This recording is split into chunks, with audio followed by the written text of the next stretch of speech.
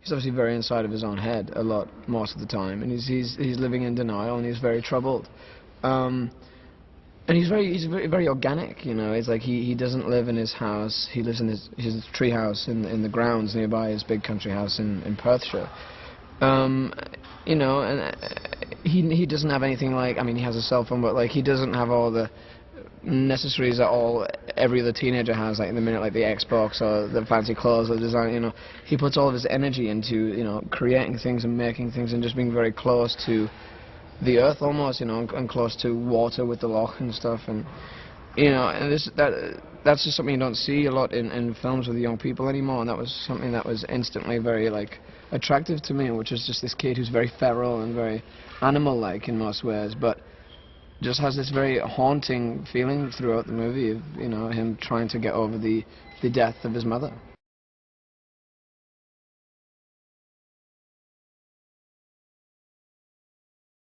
In any man's life, his mother to die so soon in their lives is a shocking and horrible thing. And I think once that happened, like this, the natural instinct to get up and away from things, like into the treetops, and not to be around human drama that goes on in people's houses every day, and all those emotions and emotional baggage. Like, I think he almost feels closer to his mother when he's not around that kind of stuff, and when he is around the loch, or when he is in his treehouse, you know. And I think it's a natural instinct to escape, you know. It's just a true sense of escape, and with his climbing stuff, it's just about getting away from people and everyday things so he can focus and concentrate, you know, like mammals do, you know, like monkeys climb trees and stuff, and they just sit there and just ponder the world, you know, and that's something that Hallam does as well, very often.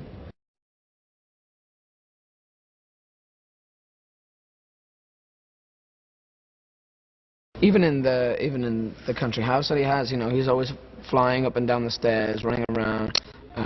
You know, he's in the water in the loch, and he's climbing the treehouse rope, and he's climbing down it. He's going down the zip wire at the very beginning, jumping out of the treehouse. And he gets to Edinburgh, and immediately he's running around again. He's climbing up drain pipes, you know, and it's just. And then he's going back in the loch again and freezing cold and diving in and all this stuff. And it is incredibly physical, you know. I mean, just that stuff alone. But then it gets to this stuff where you think, oh, we're in the studio now, it's going to be easy as hell. But then, of course, they build a roof inside the studio, and it's like you can't avoid it. But there's that, and then also just the dialect stuff as well is a mentally tiring thing to keep up doing anyway, because obviously my accent is very different.